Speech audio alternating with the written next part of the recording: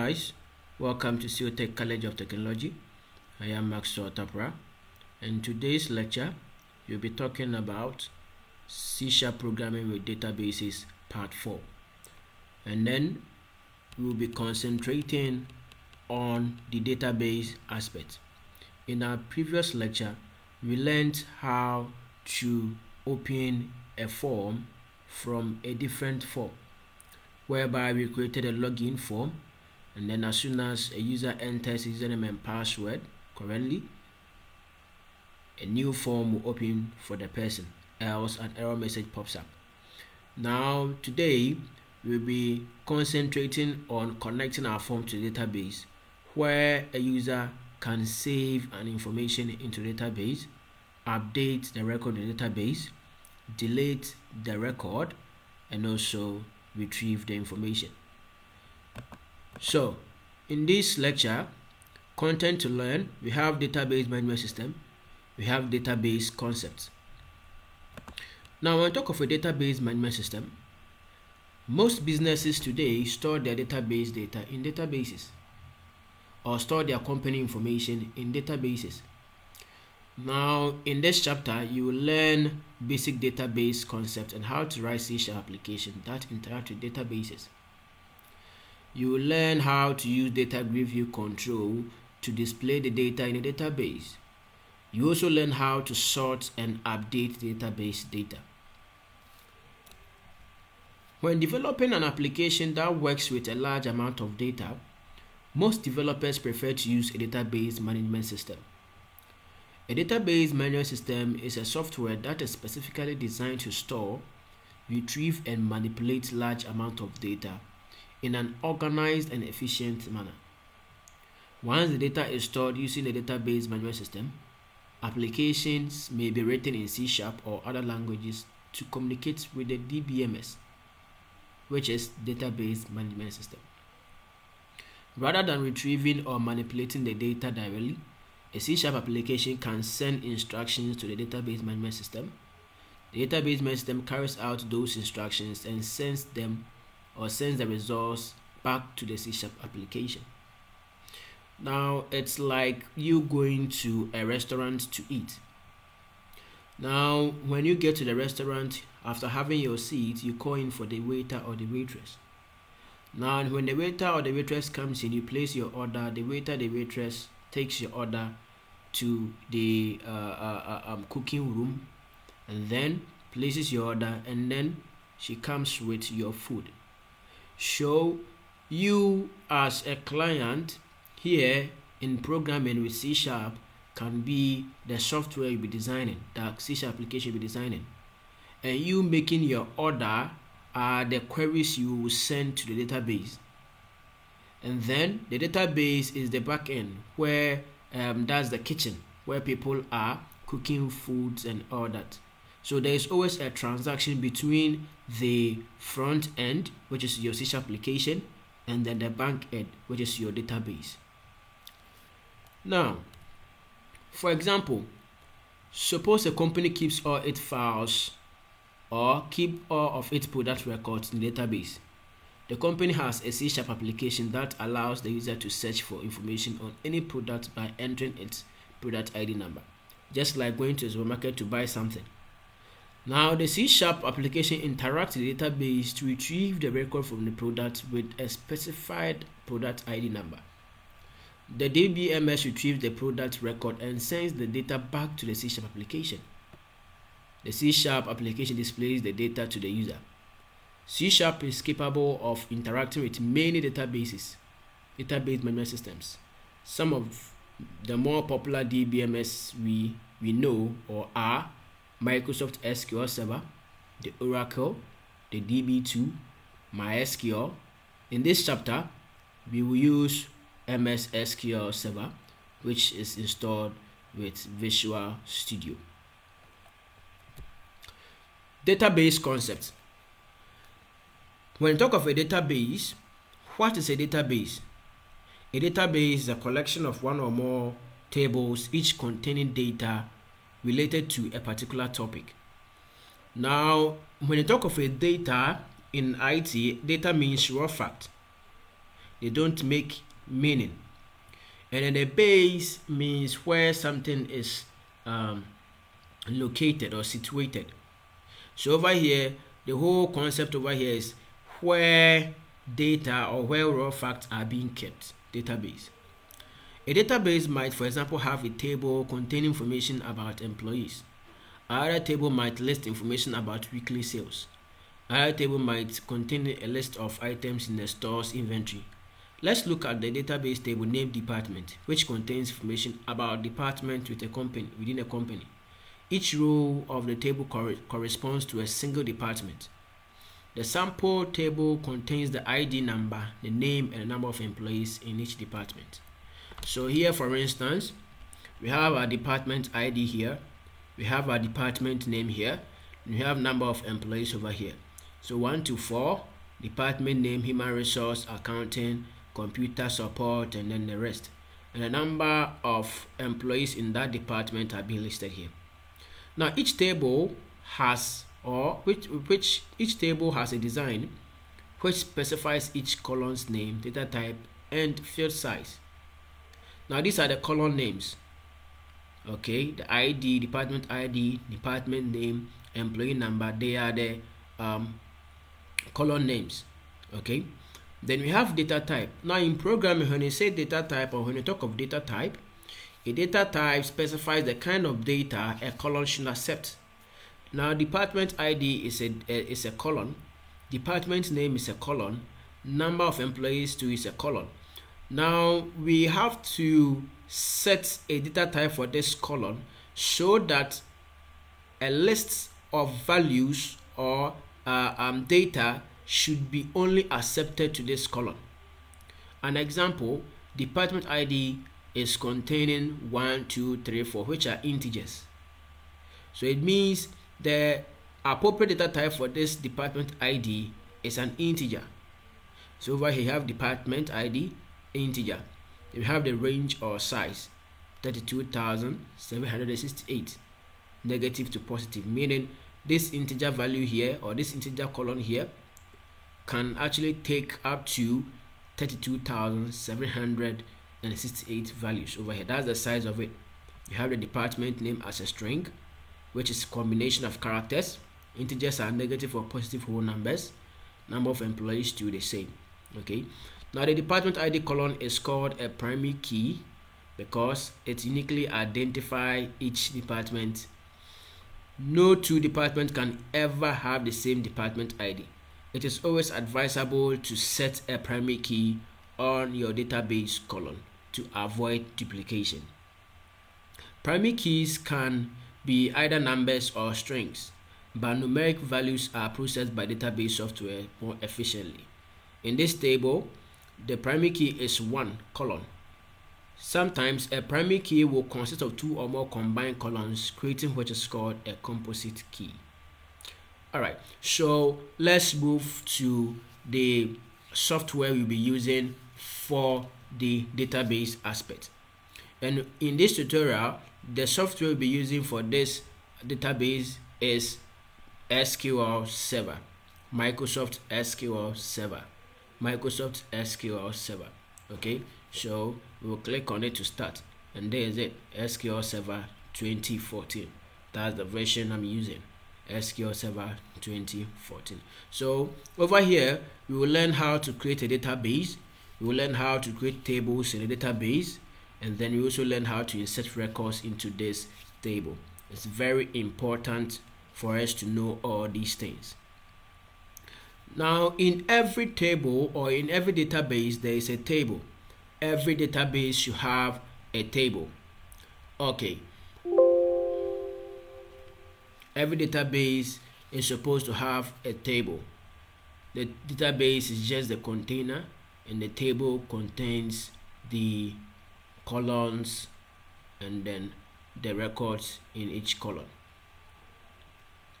Okay, so this is how it looks like after installing and everything. You connect, this is how it looks like. Okay, so over here I'm gonna create a database. How do you create a database? I have my database here, so I'll just right click on database folder, new database, and then we'll give the database a name. So I'm going to name the database C# tutorial, so C# tat. Okay, good. And I cascade this, and then there's it, C# tat. Okay, now in every database, like I said, there is a table. There should be a table. So after clicking on this button, we have tables here, and so far we don't have any table created now. So let's create our table here. So right click, new table, name the table account. Since we have a login system, we should have a table holding user's credential. So first column name here is going to be ID, and the type is going to be an integer. Then we have username, and then the type is going to be a varchar. Then we have password, same thing, varchar. Okay, now we make this ID our primary key, a unique key. So we just click on this key over here as set as primary key, or we just right click, we have set primary key. Okay, let's save the table. How do we save? You right click on this tab, or you click on this save icon over here. You give your table a name as account.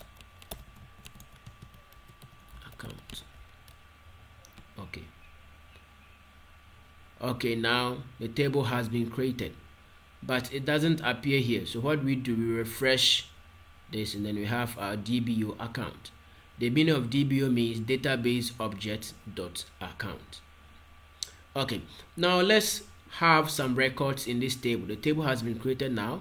Now let's have some records in it. So I'll right click on the table, then I'll click on edit top 200 rows. Now when I click on it, the system will now give me the opportunity to enter. So ID number 1, username, we have admin, password, we have pass. ID number 2, we have username, user, password, QWERTY. And then finally, we have dummy, and then dummy as password. So we are having this 3 record in our database table account. Good. Let's quickly go back to the software we created. Alright, so over here, instead of making our system static, over here, whereby we only have admin pass, what we are going to do is that we're going to change all these things over here. We're going to clear them all, and then connect this form, login form, to our database table, to this database table we just created. Okay, so that as soon as someone enters any record from the database, the system is going to recognize it from here and then log the person in. So how do we do it? There are certain things you have to know and understand each time you are connecting to the database. Now, when you are connected to the database, these are the things you need. So let me comment here and say things needed. 1, you need what we call SQL connection.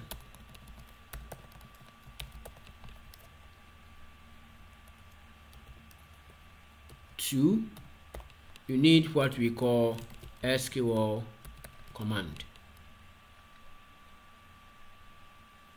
These are the 2 things you need. You also need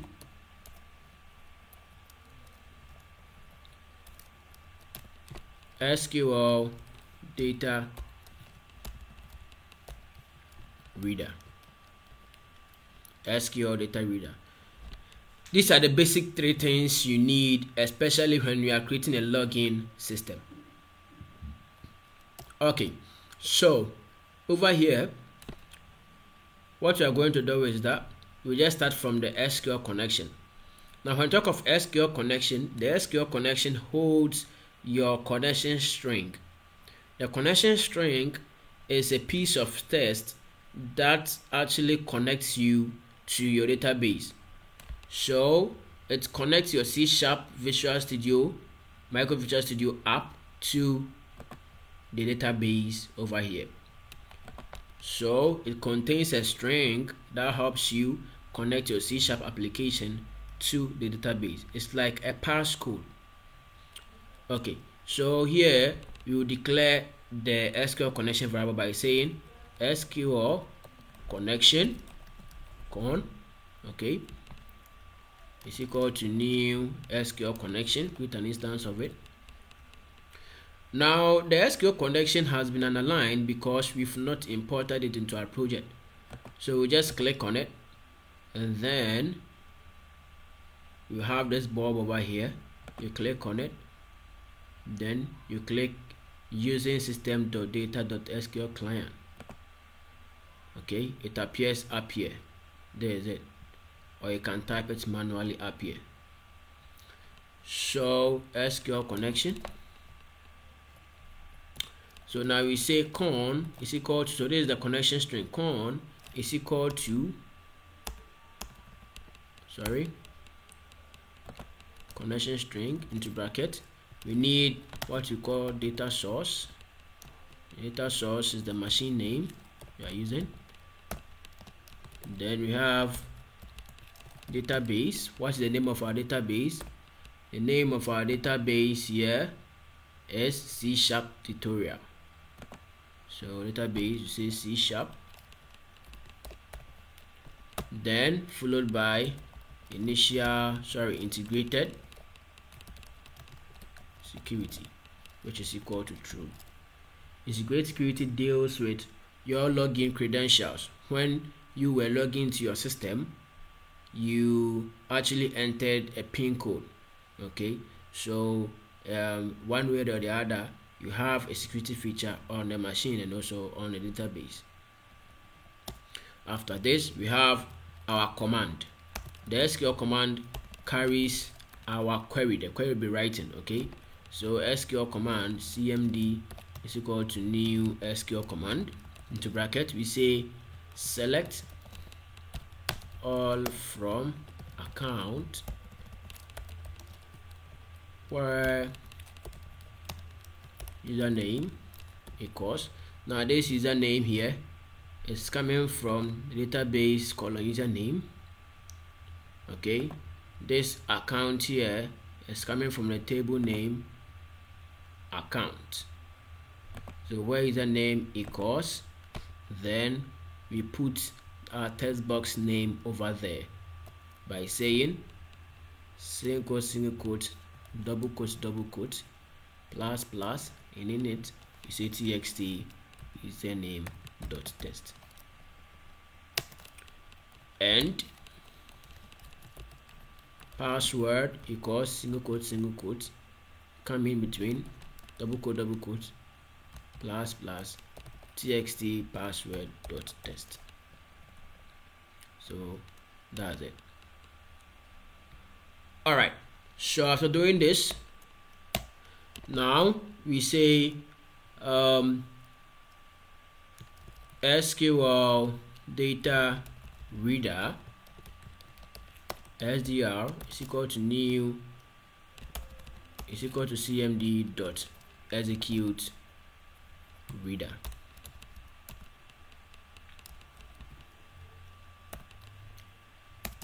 Then after we say if, because we are going to the database to check if what the user enters is right. So we say if sddr dot read, if it's truly there, what should happen? That is when we call our dashboard ds is equal to new dashboard ds dot show, and you say this dot hide, else say else, then we have message box they'll show into bracket, and then we say incorrect username or password. We display a message title. Okay, message title. We have message box buttons dot okay, and then message box icons dot, it's an information or an error icon. All right, now let me keep here con dot open to open the connection, and then after everything need to close con dot close, need to close connection. All right, so far so good. This is how it's going to be. Okay, so behind this login button, after double clicking on it, this is where you type these few lines of code, and then this query will actually communicate with your database, and then make sure records here only are being used to log in. Let's try. Start our application. Okay, so now my database, I have dummy. So let me try dummy password. Let me try password to dummy, and when I click on login, okay, it's keeping long.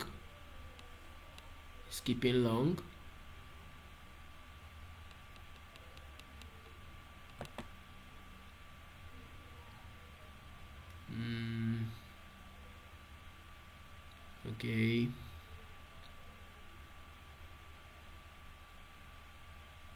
what is the issue now? Okay, so we are having an error here. Connection property has not been initialized. Okay, so over here, this is what is going on. I think I need to do this.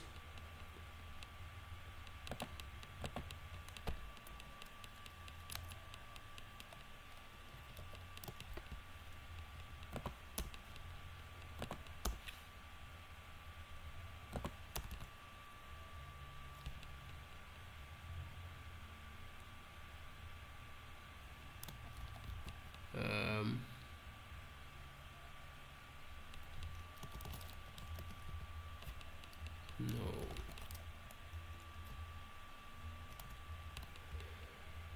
Okay. Yeah. The error was coming from here.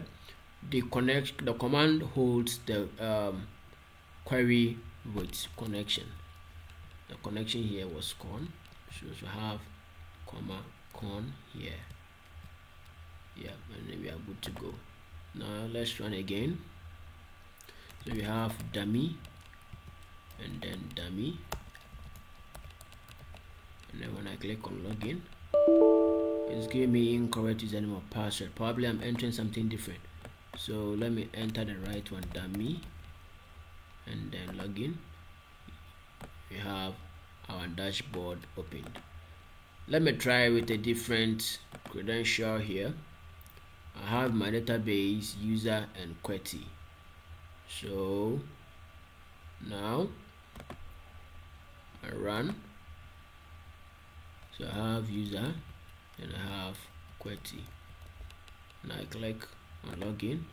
It should open dashboard for us. Alright, so that's all for today. Thanks for watching. We will continue next time. Stay tuned. Bye bye.